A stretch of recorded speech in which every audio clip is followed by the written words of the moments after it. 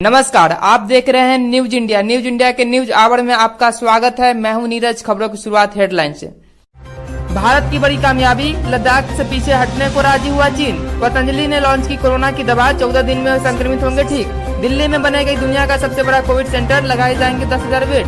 भारत में कोरोना से मरने वालों की संख्या 14,000 के पार, पिछले 24 घंटे में 311 की मौत। एक तरफ चीन शांति की बात करता है, दूसरी तरफ दे रहा है भारत को धमकी। पाकिस्तान की नई साजिश, आतंकियों को घुसपैठ कराने के लिए लगाई एलओसी पर आग।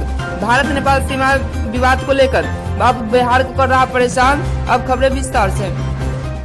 जम्मू कश्मीर में कायम होती शांति पाकिस्तान की आंखों में चुभने लगी है। वह आतंकियों को घुसपैठ कराने को लेकर नित नई साजिशों को अंजाम देने में जुटा है। अब उसने आतंकियों को घुसपैठ कराने को लेकर नई साजिश को अंजाम दिया है। सूत्रों की माने तो पाकिस्तान सेना द्वारा नियंत्रण रेखा एलओसी पर आग लगाने के पीछे का साजिश यह है कि यह भारतीय क्षेत्रों में पहुंचकर बारूदी सुरंगों को विस्फोट कर दे, ताकि जब भी आतंकी घुसपैठ करे तो उसके लिए रास्ता साफ मिले।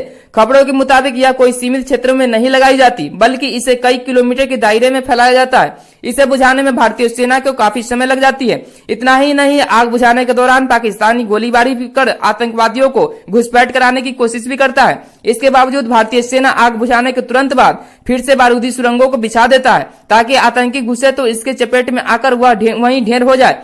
आग पर काबू पाने के प्रयास लगातार सेना और सेनाओं के दमकल कर्मियों द्वारा किया जाता है। पाकिस्तान ऐसी हरकत अक्सर कर चुका है, खासतौर गर्मियों के मौसम में ऐसा हरकत करता है। इससे पहले सीमा पर यह कई बार ऐसा हरकत कर चुका है।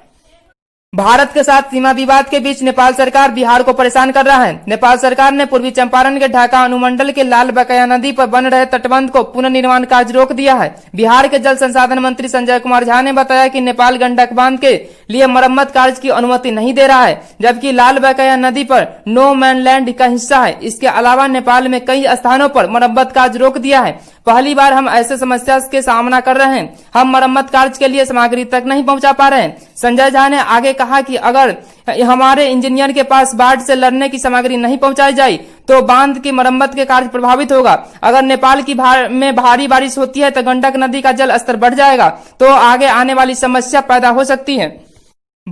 भारत और चीन के बीच पिछले कुछ दिनों से चल रहे तनाव के बीच भारत को बड़ी सफलता हासिल हुई है, जब चीन एलएसी से अपने सेना को पीछे हटाने पर मजबूर हो गया। रिपोर्ट के मुताबिक सोमवार को भारत और चीन के बीच कमांडर स्तर की लंबी बैठक हुई थी और इसके बाद दोनों देशों ने अपने सेना को एलएसी से पीछे हटाने पर राजी हो गया। इसके चलते मंगलवार को होने वाली कोर कमांडर स्तर की बैठक रद्द टल गई है। सोमवार को मालदीव और भारत चीन के कैंपस कमांडरों के बीच दिन भर बैठक चली। यह बैठक सुबह 11:30 से रात के 11:45 तक चली। इस बैठक में भारत ने गलवान में हुई झड़प को लेकर चीन के सामने विरोध भी जताया। एएनआई ने मंगलवार को ट्वीट के जरिए बताया कि भारतीय सेना के अनुसार सोमवार को दोनों देशों के बीच हुई कमांडर स्तर की बैठक पर सफल रहा और दोनों देशों ने 2 मई से पहले स्थिति बनाए रखी।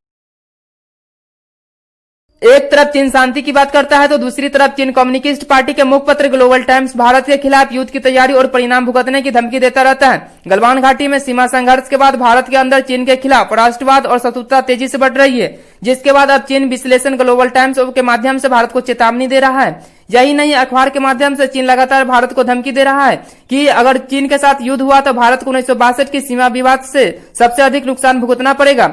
भारतीय प्रधानमंत्री नरेंद्र मोदी ने शुक्रवार को कहा कि उनकी सरकार ने सशस्त्र बलों को किसी भी प्रकार की कार्रवाई करने की पूरी आजादी दे दी है और वह उस संघर्ष को कम करने के लिए दिखाई दे रहे हैं जिसमें सोमवार को हुई वास्तविक नियंत्रण रेखा पर 20 भारतीय सैनिक शहीद हो गए, जबकि 70 से अधिक जवान घायल हो गए। चीनी विश्लेषकों ने कहा है कि संभावित आत्मरक्षा में चीन अपने स्वयं के क्षेत्र को सुरक्षित कर लेगा, लेकिन वह लड़ाई में भारत को बहुत प्रभावित करेगी, क्योंकि वैश्विक स्थिति और अर्थव्यवस्था दशकों से पीछे चल रहा है।